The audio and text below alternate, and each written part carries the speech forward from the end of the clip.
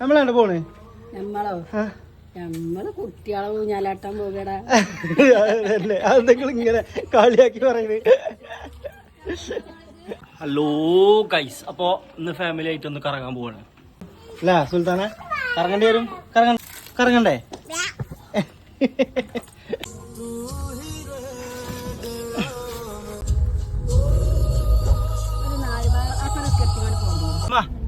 പാടി ഒരു പാട്ട്. അടുത്തതായിട്ട് ഉമ്മാന്റെ ഒരു പാട്ട് കേൾക്കണ്ടത്. അങ്ങനെ ഉമ്മ പാടുന്ന് വിചാരിച്ചു നിന്നൊരു ഉമ്മ പാടിയില്ല. ഉമ്മാന്റെ പാട്ടൊക്കെ ഉണ്ടാവാറുണ്ട് ഇടക്ക്. അങ്ങനെ ഞങ്ങള് ഫാമിലി ആയിട്ട് നല്ല സെറ്റായിട്ടൊരു പോക്ക്. വീട്ടുകാരെല്ലാരും ഒരു വണ്ടിയിൽ കയറ്റിയിട്ട് ആ പോണ പോക്ക് അത് വേറെ തന്നെ ഒരു വൈബാണ്.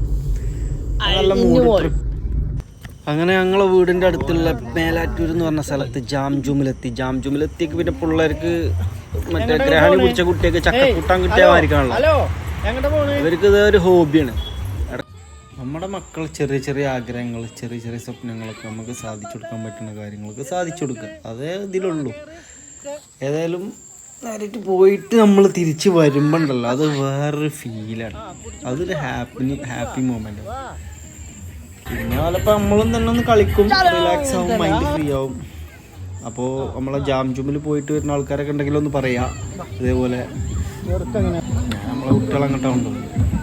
ഈ പ്രാവശ്യം പോയപ്പോൾ ഉമ്മ ഉണ്ടായിരുന്നു, വീട്ടുകാരെല്ലാവരും ഉണ്ടായിരുന്നു. നിങ്ങൾ അടിച്ച് പൊളിച്ച് കറങ്ങി തിരിഞ്ഞ് സാറാക്കി പോകുന്നു.